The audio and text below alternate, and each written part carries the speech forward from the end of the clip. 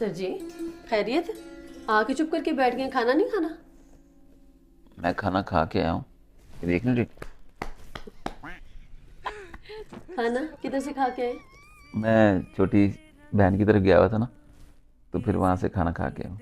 अच्छा अच्छा, मैंने तो सुना है लोग कहते हैं बहनों के घर से खाना तो क्या पानी भी नहीं पीना चाहिए। आप खाना खा के आ गए हैं? अच्छा जी, हाँ जी। मैं तो खाना भी खा के आया हूँ, पानी भी पी के आया हूँ, चाय भी पी के आया हूँ, बल्कि मिठाई भी खा के आया हूँ। अच्छा, और मैं हमेशा ऐसे ही करता हूँ। किस बेवकूफ़ ने कह दिया है कि बहन बेटी के घर से खाना नहीं खाना चाहिए? ये हमें बातें बनी होती हैं। बल्कि एक चीज़ है जो नहीं खानी चाहिए बिल्कुल भी, वो हम बड़े शौक से खा भी जाते हैं और डकार भी नहीं मारते। उनका जायदाद और विरासत में हक।